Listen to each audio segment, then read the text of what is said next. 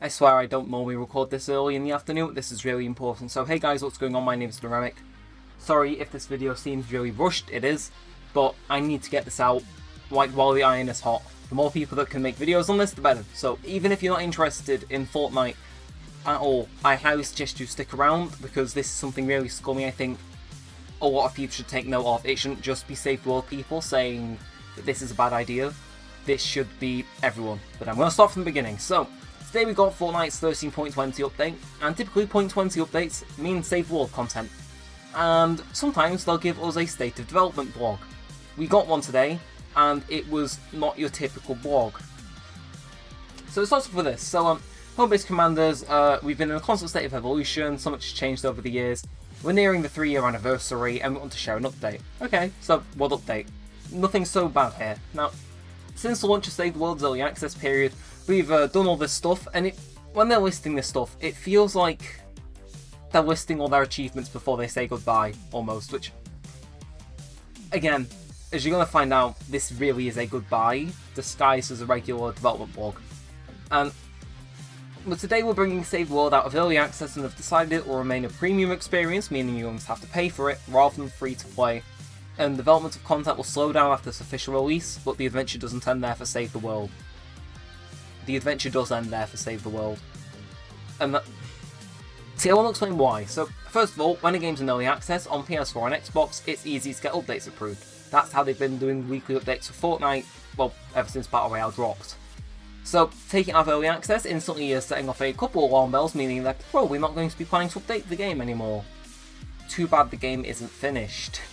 So, also, free to play. I'm going to tell once briefly that I'm pretty certain that that's false advertising, because they said the game was going to go free to play in 2018. And this entire thing seems like...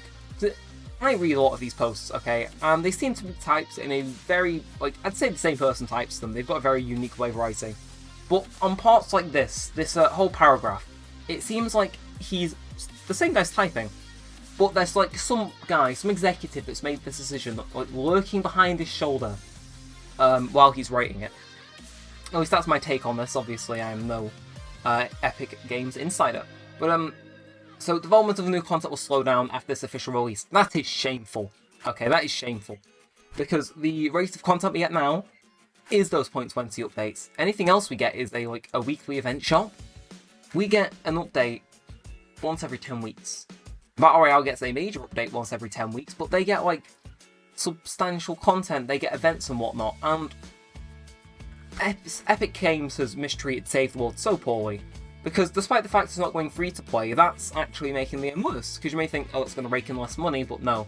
Not making the game free to play means that playing numbers are continue to probably, I'd say, stay the same, rather than have a massive boost of people interested in the game because it's free. And you have to imagine all these young kids aren't into it, and while it's kind of good for the community, from Epic's stance, it's like, well, not that many people playing, let's slowly try and pull the plug on it.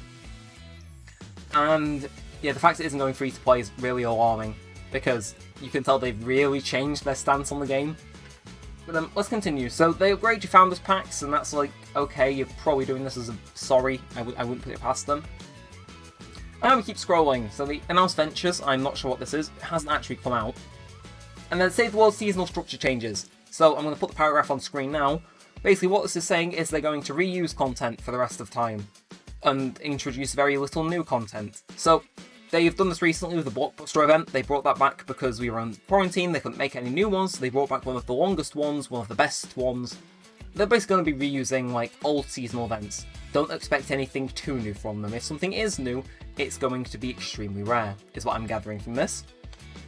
And again, they reinforce that it's coming in at a slower pace.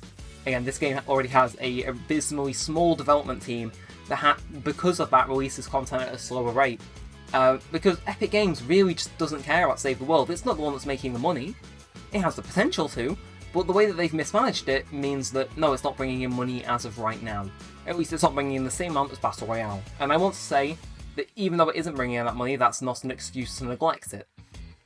I believe they've put 11 years of development time into this game, and it's been out for 3 years, almost. Actually, I think it has been out for 3 years this month, or next month.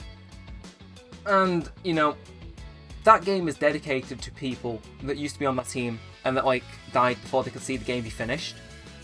And now, as I'm going on, the game isn't actually ever going to be finished as we continue. So let's continue, shall we? The new Save the World packs for Metal Team Leader. Honestly, I haven't seen too many people touch on this, but basically they're selling Save the World at half the price with extra stuff on top of it. So they're basically saying your Save the World's even worth half price, it's worth even less right now. And that's basically it's like a last-ditch effort, I'd say, to get people interested in Save the World. But they're lowering the price point. And to me, again, this entire thing, if you look at it cynically, like I have, or you look at it passively, either way, $20 price point for Save the World and some extra stuff on top of that, that's just reducing your earnings, which is like even more of a reason to shut it down. And then we come to this, the adventure continues. So while the main story of Save the World is complete, there are still adventures to be had. Continue battling Husts and Twine Peaks, take on each Save the World seasonal event, which is going to be reused content as they just said, or evolve your collection by completing each venture season. The choice is yours. We hope that Save the World and the upcoming Ventures update will continue to inspire you and advance and share your stories on the way.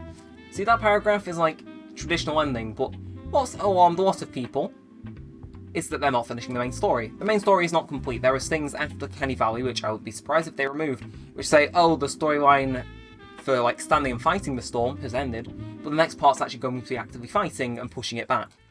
Damn, Brat! Stop bullshitting me! Hey everyone, Nick here with another Save the World update. Let's get started. 7.0 will be shipping Canny Valley Act 3. This will wrap up what we're calling the Stand and Fight campaign. This campaign takes us from the moment you activate home base up until the first truly decisive battle against the storm. While Canny Valley Act 3 will wrap up the Stand and Fight campaign, this is not the end of story in Fortnite. This is not the end of story in Fortnite. I vividly remember that. I'm pretty sure there's videos on YouTube of that. And, you know, if they remove that, that seems really underhanded. They've removed voice lines from Ramirez as well, like a super old character. Like, they removed those voice lines God knows how long ago. Like, I have no idea how long this, like, scheme to kill the game's been in the works. But, Ramirez in, like, a Stonewood Plankerton mission says, oh, I've got people I want to find in not Kenny Valley, Twine Peaks. And, mind you, Twine Peaks does not actually have a set biome yet. Kenny Valley is a whole desert.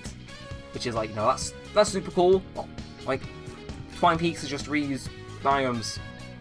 And, again, so, what I want to say is get hashtag save the world trending, because this post is not only worded horribly, but even the parts where it's clear, it's obvious that they're trying to slowly kill the game. Again, it doesn't feel like this is the dev team's decision. I have a feeling that all 30 people on that team are extremely passionate about the game. Yeah, sometimes they make mistakes, but that's what happens when you have a dev team that's, I wouldn't even say a third of what the Battle Royale dev team is. And yeah, honestly, it's a shame to see the game be treated this way. They've done it with a previous game of theirs before called Paragon. And again, I'll put some other stuff up on screen, which is like proof while I'm speaking. But they've done this before, and this time I don't think we're going to let them get away with it again. There's a whole going free to play thing, which could be considered false advertising. Even though it didn't necessarily make people buy the game, it made them not buy the game. So who knows, maybe this is a way to drive people to actually buy the game, who knows. So this is also just coming in. So they are also removing people's actual motivation to buy Save the World. Yeah, so as I was saying, they kept saying, oh, it's going to be free to play, and that kind of pushed people away from buying it until it went free to play. I just found this paragraph now, an excerpt of it. So in Save the World packs, buried in there, I didn't actually take that big a look at it, and I kind of glossed over it, but it said, this new pack series will have no impact on existing founder daily login rewards or their vBucks earned, which is now exclusive to early access founders. Again, that's really poorly worded, but let's take a look. So there's two ways that goes. A, people that buy the game from this moment on, while it's been fully released, will not earn vBucks from playing Save the World. And there's also the extension that they won't earn daily login rewards. Look, as much as I like Save the World, I bought it for the vBucks, okay? I think a lot of people did, and then a lot of people ended up falling in love with Save the World. That's just a fact. That's just a fact. A lot of people came for the vBucks, they stayed for the actual game. And now you're telling me that everyone that buys this game, that spends money on this game, which is at a discounted price, is no longer going to be earning vBucks. A lot of people will play Save the World for vBucks for Battle Royale, that's a fact. But now, anyone that buys the game, what reason do they have to play? If you're a new player starting out, say you've just, I don't know, you want to get enough vBucks for a battle pass, but you also want an extra game mode. You're going to buy Save the World, but you're not going to get those V-Bucks. That's so underhanded, okay? See, the original way I anticipated this going is when the game went free to play, anyone who bought a Founders Pack, which would still be available, would get V-Bucks. Now what they're saying is no more V-Bucks. No more V-Bucks you get. You still get V-Bucks. No one else does. Again, this comes days after I made that one top 10 things new players to Save the World should do. And, well, the final one was don't stop at Twine Peaks. I was like, do that stuff because it's going to make the new story missions there, whenever they come out, so much easier for you to complete. There is going to be new content coming. But now, there's no more storyline, what reason do you have to level up past Tiny Valley, leveled? Those quest lines, you can all just go back and do them in whatever power level you're at. Become nice and comfortable. What reason do you actually have to play the game once you beat the main storyline? Yeah, side quests, you can do them in mini-zones. And it's like, the only thing I can compare it to is like a Wally, where once you've got nothing to aim for, what are you doing? And, well, nothing is pretty much nothing left. So the fact that existing Save the World players still get V-Bucks, that's fine, at least didn't pull that in that underhanded of a move. But they are screwing over so many people that could potentially have bought Save the World for the V-Bucks and stayed around. And the thing is they've done this before with one of their games. It was called Paragon. They just neglected it, they made it, well, basically they didn't update it at all, and then because no one was playing because it wasn't updated, they shut it down. And, well, that's exactly what they're trying with Save the World. They are trying. Again, I don't think it's the dev team. I have absolutely nothing against the dev team and the voice artists for Save the World. This is more so a message to, well, still the dev team, but mainly those executives. I swear, if someone sends this to you, Mr. Executive, I like your company, and I like the game that they've produced. However, I do not like the way that you are mismanaging content. And by all means, if you want, we can sort out a Skype or a Discord call, and we can have a nice little debate over why you've made these changes to Save the World, and perhaps why there aren't that many people on the dev team as is, and what we could do to maybe find a middle ground for both of us to agree on. So in the bright chance you're watching this, Mr. Executive of Epic Games, Tim Sweeney, or whoever's in charge of these changes, because I can guarantee the Save the World team are goddamn passionate about what they do.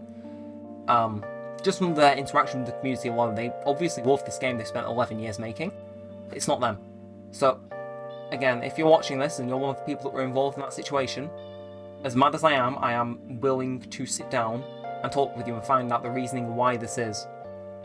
And because again, we spent money, we spent hundreds of hours on this game, and you can't just say, oh, we've changed all this stuff. No, we're like, even if you're knowingly or unknowingly doing this, you're killing a game that a lot of people love. There is a reason hashtag Save the World is the #1 trending gaming worldwide on Twitter. I'm not sure if it's worldwide. Boris Johnson made a thing and it wipes it off the UK trends. But a lot of people care about this game, and I personally think a lot of people deserve answers. And yeah, if you don't give us answers, then we're just going to keep asking for them. Because, again, I'll put the tweet on screen now. PvE was always meant to be the focus. That was the original game. Don't go forgetting that.